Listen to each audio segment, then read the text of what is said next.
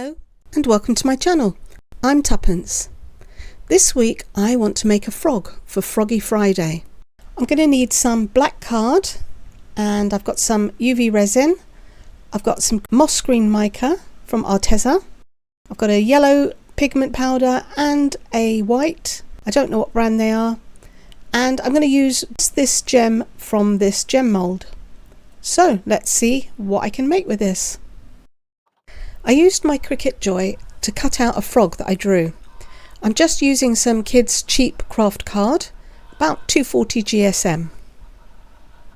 Once it was cut, I just needed to remove the excess pieces from my cutting mat, and I made 4 frogs exactly the same. I'm going to stack them together and then I will be able to create a frame. Here are my 4 pieces, and when you stick them together and stack them on top of each other, they create a nice thick frame that I can use as a bezel. I will be able to fill in the spaces with my UV resin, but in order to do that, after I've stuck it together, I need to apply some bezel tape to the back. Now, because this is card, that will rip if I try and pull it off. So I need to make sure that the back is completely coated with some varnish. That way it will stick nicely and it won't tear the card when I go to pull it off. So let me grab some glue and I'll glue these together. I'm going to use some bookbinding glue and I'm just going to squirt a bit onto my mat, and then I'll apply this with a sponge. That way I can get even coverage over the whole surface, so there will be no gaps in the frame, and I won't apply too much of the glue as it is water-based and that can make the card wrinkle. Once that's all covered, I'll add another frame on top and I'll line it up using my fingers. I'll make sure it's all pressed together, then I can repeat the process till I end up with all 4 frames lined on top and it looks like one thick piece. Okay, I have all 4 frames glued together now, and you can see that it is fairly sturdy, but it's still a little flexible. That's because it's wet, and so I need to leave this to dry, and it will strengthen as it dries, and then I will be able to put a coat of varnish on. There isn't a need to do the front. I will be covering the whole thing in UV resin eventually. I just need to coat the back in varnish and then leave that to thoroughly dry. It's had a couple of coats of varnish now and it is dry, so now I'm ready to apply my bezel tape. You could use contact paper. I think there are 2 types of contact paper. You can get a more permanent variety. I would not use that one, it's quite strong and you may still find that it might rip your piece. But the bezel tape will be fine, it just means that I'll need to layer it in a couple of pieces. So I'll cut this off, and then I can add another piece, overlapping it slightly and trying not to get any wrinkles. And now I can turn this over and I'll be able to press it down. I'm going to try not to leave my fingerprints on the sticky surface, and I'll fold over the corners because that makes life a little bit easier. Just want to make sure that it is in contact with the bezel tape all the way round and there are no gaps.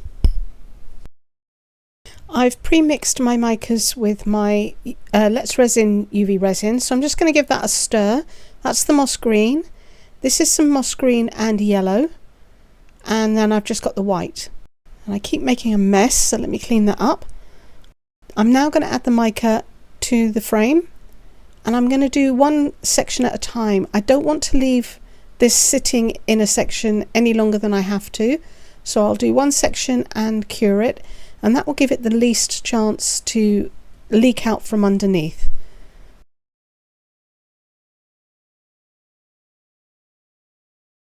Okay, I'm just going to clear my pots away and tuck them underneath my levelling table. Then I can safely put my lamp over the top and cure this. Okay, I've done both the legs. I'm going to work on this section next. I'm going to add some yellow to the top where the shoulder is. I'm using the stick from a micro brush and I just pulled the fluffy end off. It's got a nice sharp point that I can get into all these little tiny areas. And I'm adding a drop at a time. I've just dropped a bit in the middle, so I'll move that out the way. can remove anything you don't want before you cure it. That's what I like about UV resin.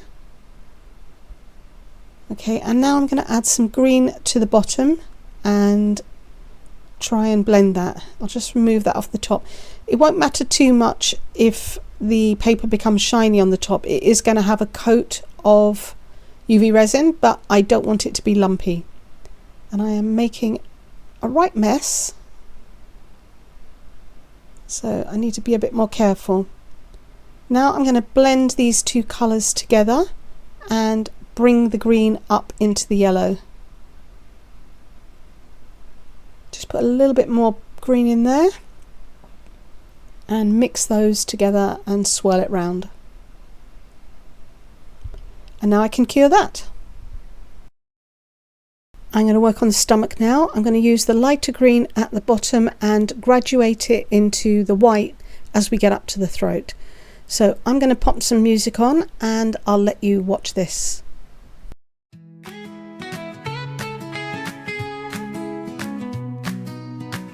In a garden where the sunlight plays, where the vines twist wild in a leafy maze, there sits a frog on a lily so grand, a crown of moss and a reed in hand.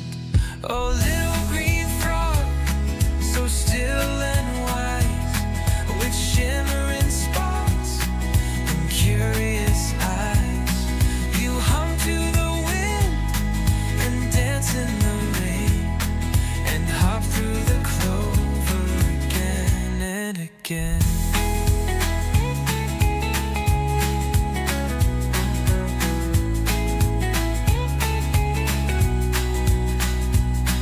He watches the beetles and listens to bees, sways with the rhythm of whispering trees among the ferns and flowering stems. He dreams little dreams in his emerald pen. Oh, little green frog, so still and wise, with shimmering spots and curious eyes, you hum to the wind and dance in the rain and hop through the clover again and again.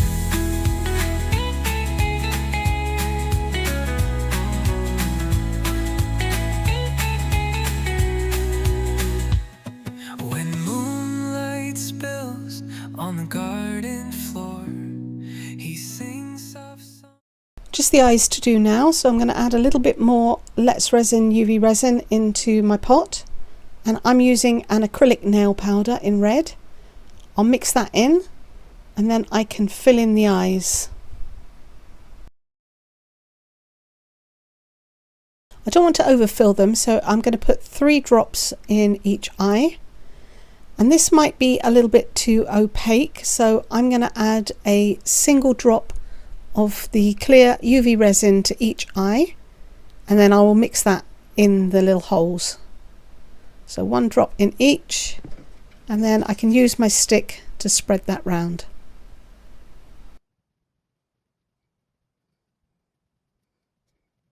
Right, the eyes have had a single cure and most of the rest of it has had multiple cures, but I want to flip it over and cure from the back. You can see there's some leaked onto the paper, so I want that to cure too.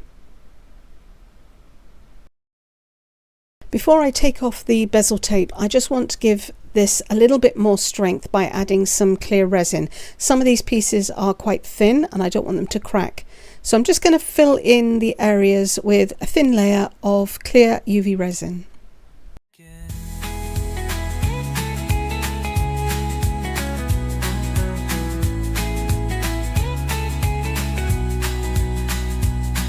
He watches the beetles and listens to bees, sways with the rhythm of whispering trees among the ferns and flowering stems. He dreams little dreams in his emerald pen. Oh, little green frog, so still and wise, with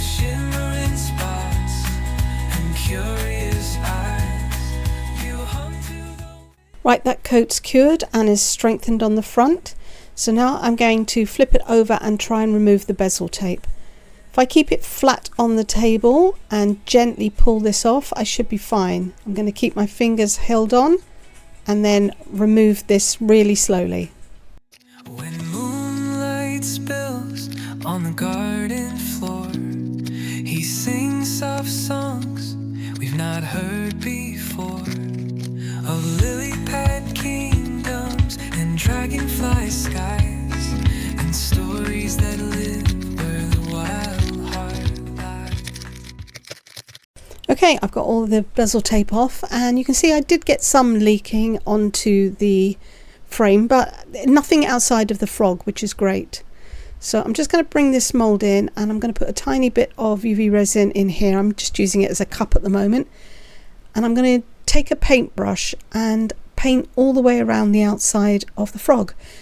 I do want to make sure it's completely sealed because I intend to put this into a plant pot. It is a plant pick, and obviously it's going to come in contact with soil and water. I don't want that to get in contact with the cardboard because it will rot. Whereas if I can seal it all the way round, it should be fine.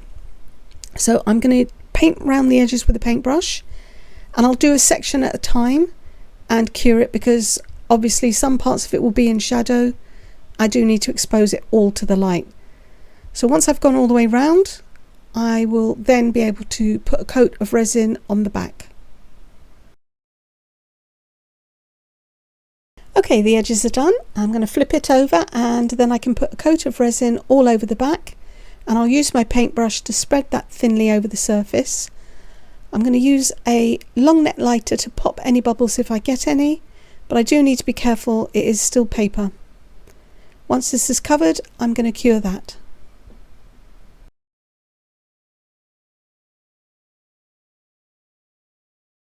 Here he is, that looks nice and shiny. Now before I coat the front, I want to finish the eyes. I'm going to use this gem mould and just this one piece. I only have one piece here, so I will have to repeat this. I'm going to put a little bit of clear resin in here. I don't want to fill it up completely, but I do want it just level with the top. I'll use my stick to make sure there are no bubbles in there. Then I can go ahead and cure this, and then I will repeat the process so I end up with two. Okay, I've taken it out of my mould, and now I'm going to use a black Sharpie pen, and I'm going to colour the back so that I get a black pupil.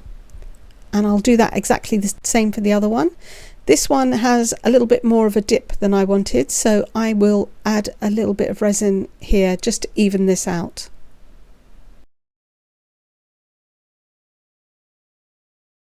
I've put the pupils in place and I'm just resting them on there. I'm going to surround them by the UV resin as I cover this surface, and that should hold them in place. So again, I'm going to put some music on and let you watch.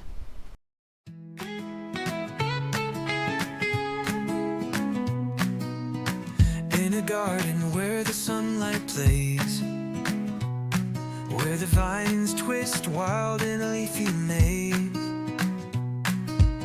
there sits a frog on a lily so grand, a crown of moss and a reed in hand. Oh, little green frog, so still and wise, with shimmering spots and curious eyes. You hum to the wind and dance in the rain and hop through the clover again and again.